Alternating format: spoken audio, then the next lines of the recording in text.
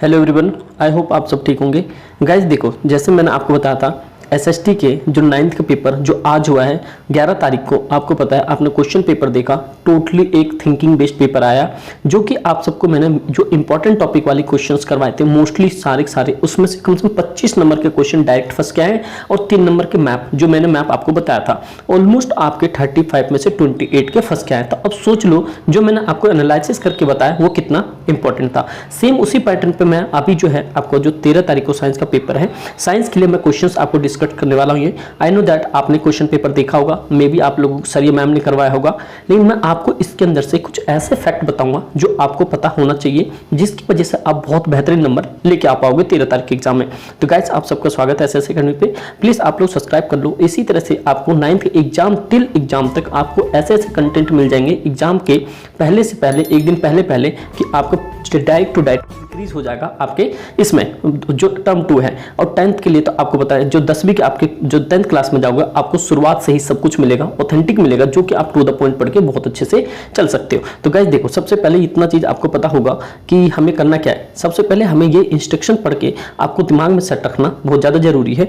आपको पता है यहाँ पे कि जैसे आपके पास में 3 सेक्शन आएंगे, ए सेक्शन आपको टोटल 15 क्वेश्चन होंगे जिसमें कि 7 क्वेश्चन होंगे जो 2-2 नंबर के होंगे। ये बात समझ आ गई आपको? तो ये 14 मार्क्स यहाँ पे। तो आपको मेन टारगेट यहाँ पे बायो में से उठाना है। किस में से? बायो को बहुत अच्छे से पढ़ लो। पता है दोस्त, देखो केमिस्ट्री है, केमिस्ट्री में थोड़ा सा फॉर्मूला आप याद नहीं कर पाओगे, चलो ठीक है कोई दिक्कत नहीं, लेकिन बायो तो आप बहुत कंप्लीट कर सकते हो। तो देखो ए सेक्शन जो आप यहाँ पे दिख रहे हैं ना आपको, देखो 7 मार्क्स के सीधा 2 नंबर के क्वेश्चन आ रहे हैं। 7 क्वेश्चन 2-2 मार्क्स के, मतलब 14 ये हो गए। ये आपका सेक्शन ए होगा। और बी सेक्शन में आपके 6 क्वेश्चन आ रहे हैं 3-3 मार्क्स के। तो अब सोचो बी सेक्शन कितना इंपॉर्टेंट पड़ेगा हमारे लिए। उसी तरह से आपके सी क्वेश्चन है, ये आपका केस स्टडी आएगा जो कि 2 क्वेश्चन होगा 4-4 नंबर के 8। गाइस यहाँ पर मत कटवाना नंबर 1 भी, क्योंकि आपको पता है केस स्टडी के अंदर ही आंसर छुपा होता है और आपको बेहतर तरीके से उसे ढूंढ के और अपना थोड़ा सा लॉजिक लगा के करना होता है। अब देखो जो साइंस का जो एग्जैक्ट पेपर आएगा सेम पैटर्न पे आएगा। देखो आपको पता है जो सेक्शन ए होगा, सेक्शन ए में जैसे मान लो हिंदी इंग्लिश दोनों है, दोनों के लिए क्वेश्चन पेपर आप देख लो। चाहे आप हिंदी मीडियम को वो भी देखो, इंग्लिश मीडियम को वो भी देखो, आप कंप्लीट देखो। मैं यहाँ पे ना बाइलिंगुअल करवाता हूँ, दोनों हिंदी इंग्लिश दोनों में। अब ये देखो यहाँ पे पहला क्वेश्चन जैसे आया उसमें लिखा हुआ है कि सीधा a boy suffering from the common cold. आपको पता है एक लड़का है जो सर्दी जुकाम से ग्रस्त था। आपको पहले पता होना चाहिए, जैसे क्वेश्चन आया आपको पता होना चाहिए क्वेश्चंस आने के बाद ये किस चैप्टर से बिलोंग करता है, ये जो टॉपिक आया है किस चैप्टर से बिलोंग करता है। जैसे आपको पता चल गया कि बायो का चैप्टर है, 15वां चैप्टर है आपको, है ना, जो डिजीज वाला है, शायद 15वां चैप्टर है, हाँ ये 15, देखो डिजीज वाला। उसी तरह से जो दूसरा क्वेश्चन आया एक ही, देखो चैप्टर एक ही है, उसी में से ए सेक्शन बी, क्योंकि 2 नंबर के हैं तो 1 नंबर के लिए 1 और 1 नंबर के 1। जैसे मान लो क्वेश्चन नंबर 1 है तो इसके लिए आपको 1 नंबर इसके लिए और 1 नंबर इसके लिए। अब देखो क्वेश्चन, तो क्वेश्चन पढ़ते ही आपको सबसे पहले आपके चैप्टर माइंड में आना चाहिए। जैसे आपने चैप्टर रिमाइंड कर लिया कि यार हाँ ये चैप्टर, इस क्वेश्चन का जो आंसर है इस चैप्टर में होगा, आपको सीधा उसी पॉइंट में घुसना है। अब तो इसके लिए क्या करना पड़ेगा, आपको एनसीईआरटी बहुत बेहतरीन तरीके से रीड करनी होगी। अभी देखो आज 11 तारीख है, 12 तारीख है 13 को एग्जाम, 12 वाले दिन में आप कंप्लीट दिन और रात मिलकर सीधा कुछ मत देखो गाइस, मेरी बात को बिलीव करो, एनसीईआरटी के बुक को पढ़ डालो, बस इतना मोर देन सफिशिएंट होगा आपके लिए। ठीक है, चलो अब आपको पहला क्वेश्चन समझ आ गया किस तरह से करना है।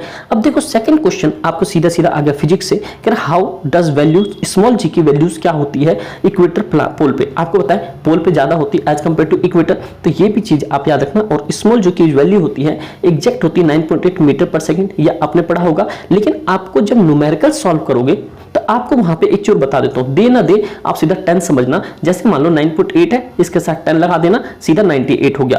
तो ये कंप्लीट याद रखना, जो स्मॉल जी की वैल्यू अगर पूछा जाए तो 9.8 मीटर पर सेकंड होता है। जब आप न्यूमेरिकल सॉल्व करोगे सीधा आप 10 रखना, बहुत जल्दी आंसर आएगा उससे।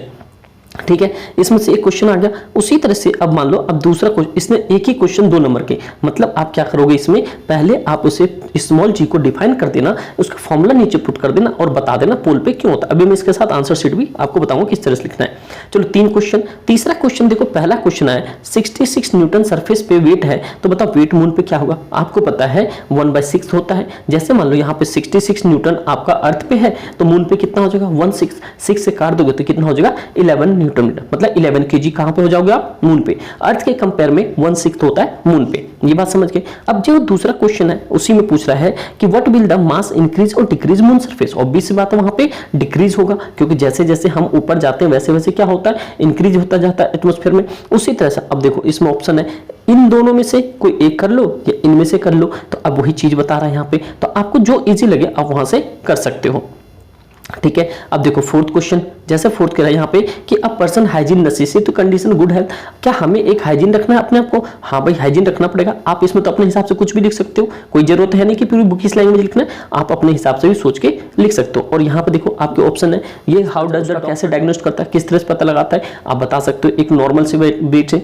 अब देखो पांचवा क्वेश्चन सीधा, अब 2 नंबर के लिए एक ही पूछा गया कि नंबर ऑफ सब एटॉमिक पार्टिकल्स, आपको केमिस्ट्री के चैप्टर्स आपको यहाँ पा जाना चाहिए। फिर दूसरा पूछ रहा है छठा question, number of mass fluorine 19 दे रखा है और यहाँ पे एटॉमिक नंबर 9 दे रखा है, राइट द सिंबल एलिमेंट। मतलब आपको ये सारी चीजें आप जैसे ही चैप्टर पढ़े आपके दिमाग में सीधा चलना चाहिए, एटम्स मॉलिक्यूल्स वाला सीधा केमिस्ट्री आना चाहिए माइंड में।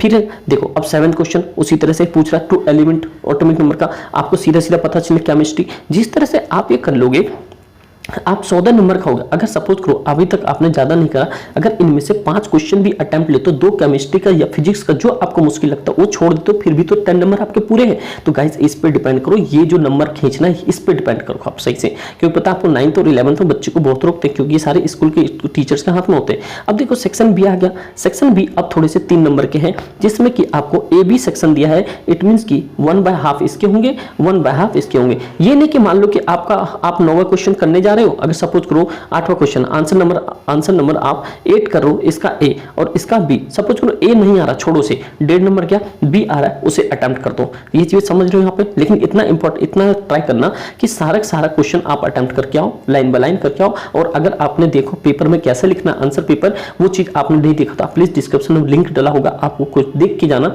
कि आपको पेपर में कैसे लिखना चाहिए आंसर और किस फॉर्मेट में लिखना चाहिए, आपको वहां से बहुत बेहतरीन नंबर मिल जाएंगे, ठीक है। अब देखो 1.5 नंबर के ये हो गए, जिसमें आप अगर ये नहीं कर रहे हो तो आप सीधा ये कर लो ऑप्शन ये। अब ये याद रखना ये बी के लिए है, ना कि कंप्लीट क्वेश्चंस के लिए, याद रखना ये जो और बोला गया ये बी के लिए। अगर ए तो पूरा करना ही है, बी में से चाहे ये करो ये करो ये करो, आपकी मर्जी। यहां से देखो 9th वाला फिर से यहाँ पे फिजिक्स आ गया आपके पास में, ये स्मॉल ग्रेविटी लॉ। आप याद रखना ये ना बहुत इंपॉर्टेंट क्वेश्चन है, चाहे आप कैपिटल जी और स्मॉल जी आए ना आए, लेकिन आप डिफरेंस करके जाना, ये चीज समझ आ गया आपको। अब देखो 10th क्वेश्चन सेम आ गया केमिस्ट्री का, आप केमिस्ट्री पढ़ के जाना इसमें से। अब देखो ड्यूरिंग द फूड, ये हमारा बायो का आ गया, C6H12 ग्लूकोज की बात करें यहाँ पे, इसके अंदर में दोनों मिलाकर दे रहा है, देखो केमिस्ट्री बायो दोनों मिलाकर दे रहा है। तो आप याद रखना भाई, अब देखो बंचेस 3 नंबर में, मतलब 1/2 ये हो गया और 1/2 ये हो गया। तो इस तरह से आपको हमेशा क्वेश्चन करना है और फोटोसिंथेसिस वाला चैप्टर करके जाना। अगर आप लोग कमेंट करोगे तो मैं आपको बायो को जो मोस्ट इंपॉर्टेंट क्वेश्चन और 1010% बता रहा हूँ, लास्ट 8 ईयर का एक्सपीरियंस वो जरूर फंसेगा।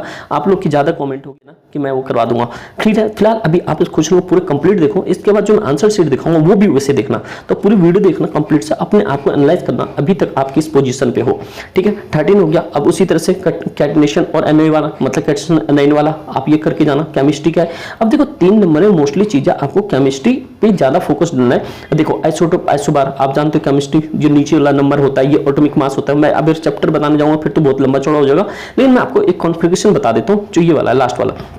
जैसे बीच में न्यूक्लियस होता है, के सेल होता है, एल होता है, एम होता है, एन होता है। तो ये के में एक सेल होता है, के एल में 2 होता है, एम में 3 होता है। इसके लिए फॉर्मूला आप याद रखना 2n²। यहां से रखते जाओगे तो अपने ऑक्टेट को कैसे रखते हैं, जैसे आपको होता है मिनिमम 2 होना चाहिए, लास्ट का 8 होना चाहिए। का मान लो N2, नाइट्रोजन 7 है, तो मतलब आपको पहले ऑक्टेट में 2 रख दिया तो रिमेनिंग बचा 5। तो इस तरह से ये 7 अपने वैलेंसीज को, मतलब जो लास्ट वाला होता है वो वैलेंसीज रहता है, ये ऑक्टेट का लॉ होता है। अभी आप ये 10th में बहुत अच्छे से पढ़ोगे, अभी आप करके जाओ उसे।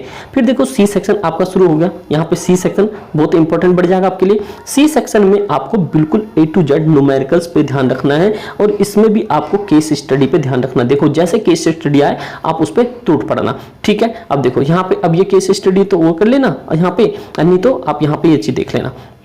देखो एक आ गया यहाँ पे। अब देखो 4 नंबर का न्यूमेरिकल सिर्फ आपके 4 नंबर के आएंगे, वो भी फिजिक्स के लाइट वाले चैप्टर से करके जाना वहाँ पे, ठीक है। ये सारे बहुत इंपॉर्टेंट है, बहुत इंपॉर्टेंट, ठीक है। अब देखो यहाँ से यहाँ पे दिख रहा हो इंग्लिश वाले के लिए ये रहा यहाँ पे। अब देखो इसके अंदर में आपके जैसे पहला सेक्शन में ये हो गया, आप फॉलोइंग द आंसर, आपको ये बताना सजेशन मीन द इलेक्ट्रिसिटी कैसे सेव कर सकते हो। अगर ये सब क्वेश्चन नहीं कर पा रहे हो तो आप प्लीज ये सब क्वेश्चन को जरूर अटेम्प्ट लेना, ठीक है, जिससे कि आप ना बहुत बेहतर तरीके से नंबर खींच सकते हो और पेपर भाई फुल भरा हुआ होना चाहिए। प्लीज जो मैं बता रहा हूँ आप अच्छे तरीके से करके चलो, आप धोखा नहीं खाओगे, बहुत अच्छे नंबर आ जाएंगे, ठीक है। नेक्स्ट वन देखो फिर से ये आपका आ गया। और एक चीज याद रखना, जो फिजिक्स के लिए जो लोग कह रहे हैं ना, आप प्लीज किसी की बात मान लो, 4 नंबर का न्यूमेरिकल्स आएगा। सपोज करो अगर आप फिजिक्स का न्यूमेरिकल्स नहीं कर पाते हो, चलो छोड़ो इसे, तो फिर भी तो अगर आप 4 छोड़ देते हो फिर भी तो आपके पास में 31 मार्क्स का पेपर है। अगर इसमें से आप अगर 28 भी ले आते हो तो भाई ये मोर देन सफिशिएंट नंबर है, ये चीज ध्यान रखना।